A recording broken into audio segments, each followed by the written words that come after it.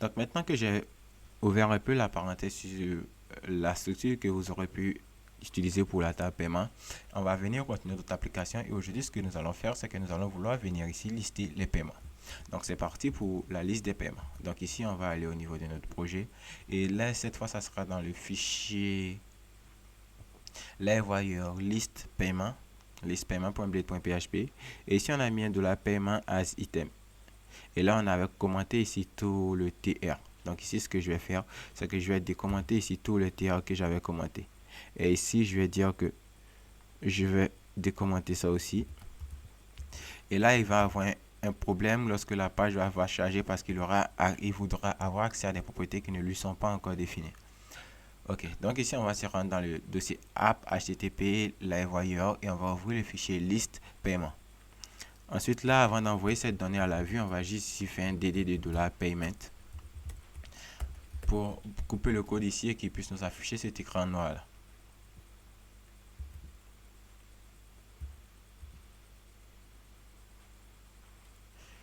Ok, maintenant qu'on a accès au paiement, on va dérouler ici. Donc ici, on va dérouler items, on va dérouler encore items et on va prendre le premier élément. Et ici, on voit que on a seulement les propriétés student ID, class ID, school ID, montant et created app.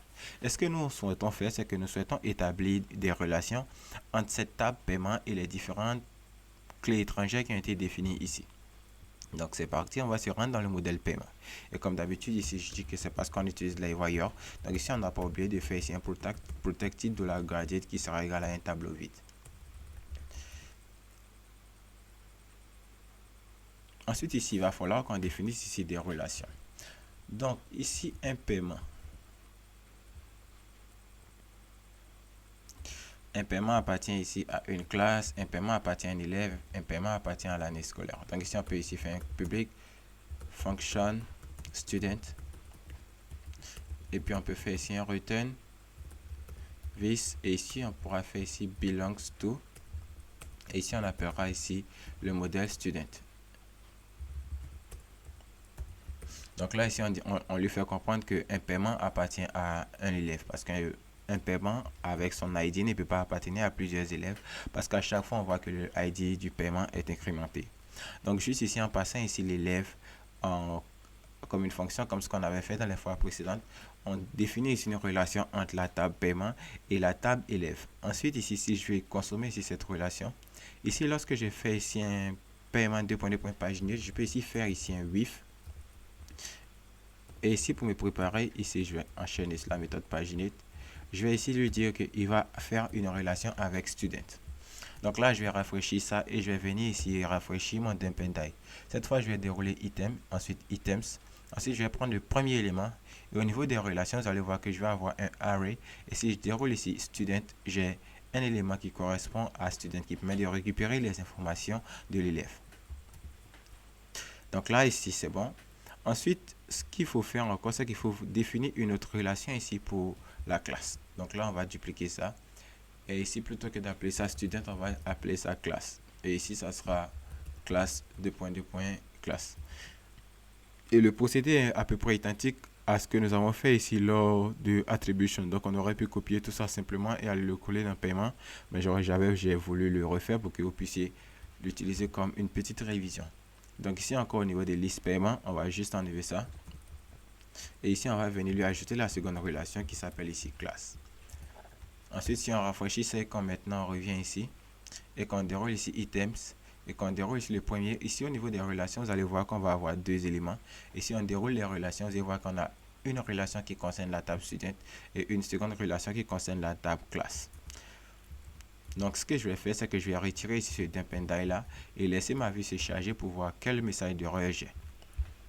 Et ici, on voit que là, on a tous nos éléments qui apparaissent. On a une table par défaut qui apparaît, qui avait déjà été préparée.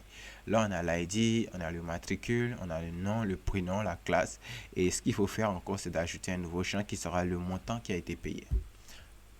Donc là, je pense que c'est liste paiement.blade.php dans LiveWire. Et juste après ça, je dirais que ça sera $item. Je vais voir la table paiement, c'était montant. Donc $item montant. On va ajouter ça juste après d'avoir listé le libel. Ensuite, ici, dans les th, on va venir dupliquer ça et on appellera cette case là montant.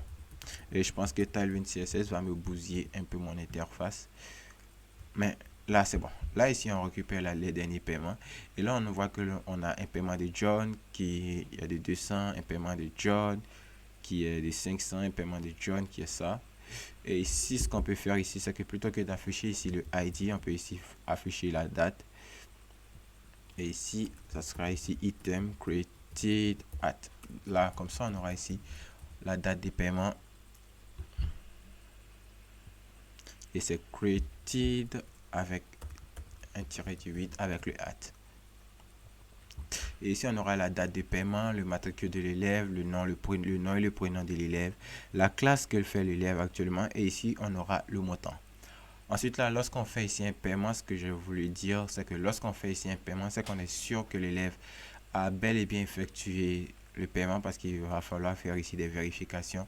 Et je pense que pour quelqu'un de vraiment bien, ici au niveau du matricule, lorsqu'il aura saisi l'information de l'élève apparaîtra, il pourra se rassurer que ce paiement-là correspond bel et bien à cet élève-là. Donc au niveau de la table paiement, on va aller retirer ici l'option de modification et suppression. Pour le paiement, on permettra juste à l'élève de faire ici une insertion. Donc il n'aura pas ici de modification. Et là, peut-être que plus tard on mettra, peut-être que plus tard vous mettrez en place un système d'impression. Donc là, si vous pouvez dire que ça sera imprimé, vous pourrez mettre ici un système d'impression. Mais pour le moment, ce bouton-là ne sera pas fonctionnel et on ne va pas le rendre fonctionnel tout le long de cette série. Donc on se considérera que lorsqu'on veut faire un paiement, on vient ici et lorsque l'utilisateur saisit le matricule, l'élève qui a été trouvé, il a le temps de bel et bien vérifier son paiement avant de continuer.